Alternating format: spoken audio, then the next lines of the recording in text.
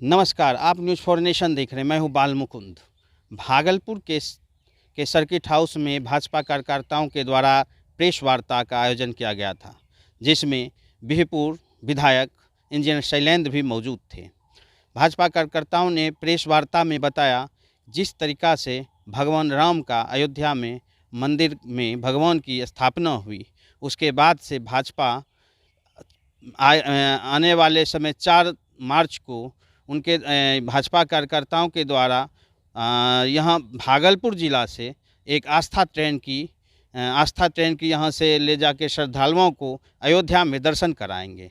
साथ ही साथ विधायक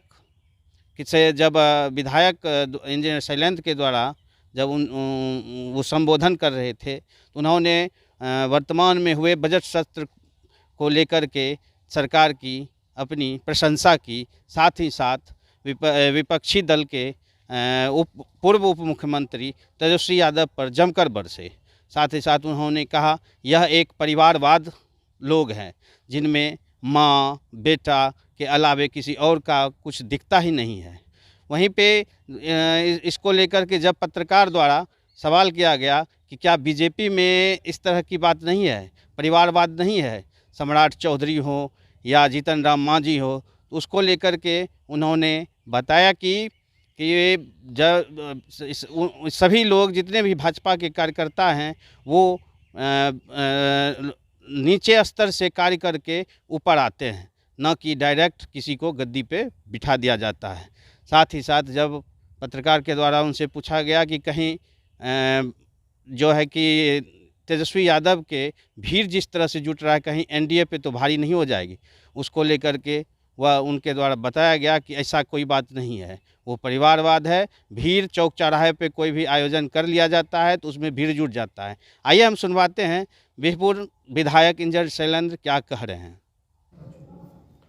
देखिए, ये तो पहले होना था, क्योंकि तेजस्वी यादव एक परिवारवाद की पार्टी रह गई। याद करिए लालू यादव, याद करिए राबड़ी देवी, याद करिए तेजस्वी यादव, याद करिए मीसा भारती, तेज प्रताप, यानी एक परिवार की पार्टी रह गई। अभी अभी आपने देखा होगा कि राज्यसभा भेजना था तो किसको भेजा, तो राजद के खासकर जो विधायक हैं वो पूरा एकदम बिल्कुल ही मतलब उकता चुके हैं, मतलब आतंक हो गया वहाँ।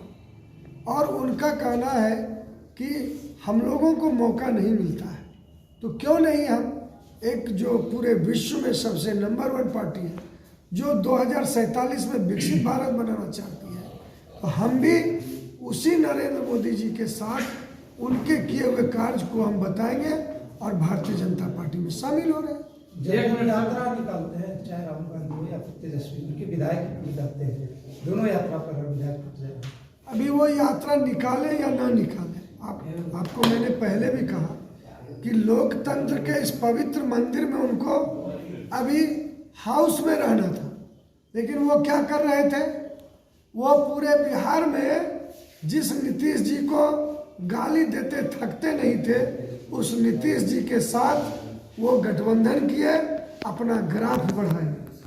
नीतीश जी ने उनको जिंदा किया और अंत में फिर नीतीश जी जब पुराने गठबंधन जो जनादेश बिहार ने दिया था उस गठबंधन के साथ आए, तो वो उसी नीतीश जी का फिर से पूरे बिहार में घूम घूम के शिकायत कर रहे हैं।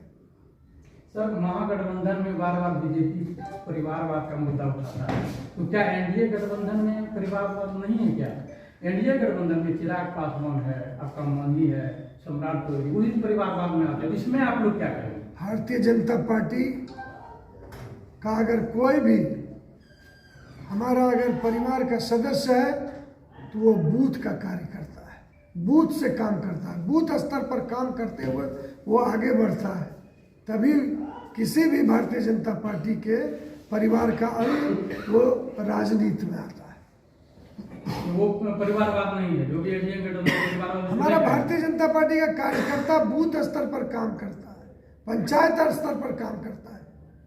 आप देखिए राजद में कौन विरासत में मिला है, कौन बूथ पर काम किया है, किस पर? सम्राट चौधरी बीजेपी का इसके पूर्व में इंडिया गठबंधन का आरोप है कि जिस तरह से जन विश्वास यात्रा में तेजस्वी यादव के साथ भीड़ जुट रही है, भाजपा जो है कि डर गई है एनडीए। भीड़ किसका, कौन जुटा है? भाई उनका तो जो वोटर है वो वोटर उनके साथ है, और वोट में तब्दील पार्ट जो होता है वो तो जनहित में जो काम किए जाते हैं उसके अनुसार वोट डाला जाता है। अब मंदिर में तो बहुत से लोग भीड़ लगाते हैं देखने के लिए, लेकिन जो श्रद्धा से पूजा करते हैं उनको फल मिलता है। लेकिन आज भीड़ जो देख रहे हैं, अब चौक पर अगर कोई कार्यक्रम कर ले हम लोग तो भीड़ जुटाने की क्या जरूरत? 100, 200, 400 लोग तो ऐसे भी वहाँ पर रहते हैं, रास्ते में जा रहे हैं करोड़ों रुपया का बस पे, तो लोग ऐसे भी बस देखने के लिए भी भीड़ लगाते हैं। जन विश्वास जो है विश्वास खो चुके हैं। विश्वास जिस तरह जदयू विधायक से लगातार कह रहे हैं कि हम ही लोकसभा से लड़ेंगे, टिकट मिल गया है, मिलेगा ही, मेरे पॉकेट में ही रहता है। उसमें हम क्या बोलेंगे? टिकट उनको मिलना है कि नहीं मिलना है, और ऐसे भी उनका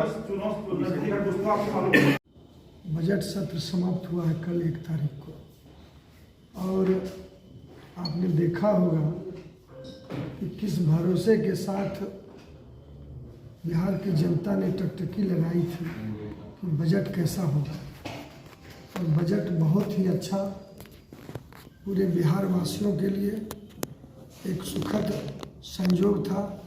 लेकिन दूसरे तरफ लोकतंत्र के पवित्र मंदिर में आपने देखा होगा कि एक दिन भी नेता प्रतिपक्ष वहाँ उपस्थित नहीं था।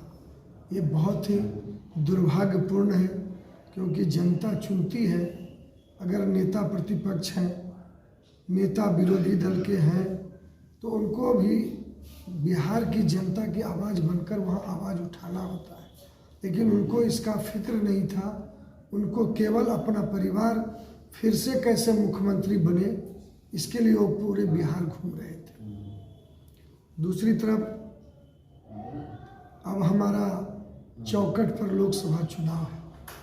भारतीय जनता पार्टी का एक एक कार्यकर्ता आदरणीय यशस्वी प्रधानमंत्री नरेंद्र मोदी जी को फिर से जो सपना उन्होंने देखा है 2047 में विकसित भारत का, उनको फिर से प्रधानमंत्री तीसरी बार कैसे बने, पूरी तन्मयता के साथ हमारे भारतीय जनता पार्टी के कार्यकर्ता बूथ पर लगे हुए हैं। आज मैं तो बीरपुर विधानसभा का विधायक हूँ, लेकिन प्रांत के निर्देश के अनुसार अलग से भी चिंता हमको भागलपुर विधानसभा का करना है। सत्र समाप्त होने के बाद तुरंत मैं अपने अध्यक्ष संतोष जी से बात किया कि हम अपने भागलपुर विधानसभा के चारों मंडल अध्यक्ष और महामंत्री और योगेश जी हैं, सारे लोग, जो आलोक जी हैं, दिलीप निराला जी हैं, लाभार्थी के हैं, प्रमुख हैं, सभी कोई के साथ हम आज यहाँ बैठक किए और एक अभियान के तहत रात दिन हम लोग प्रधानमंत्री जी ने जो काम किया है उस काम को लेकर हम उनके बीच जाएंगे। और प्रधानमंत्री जी ने कहा है कि मेरा प्रणाम कहिएगा, क्योंकि मैं सब जगह तो जा नहीं सकता हूँ, लेकिन मैं आपको प्रणाम करता हूँ। और ये प्रणाम का माध्यम हमारे कार्यकर्ता जाएंगे और वहाँ पर उस लाभार्थी को कहेंगे कि यशस्वी प्रधानमंत्री ने आपको प्रणाम कहने के लिए कहा है।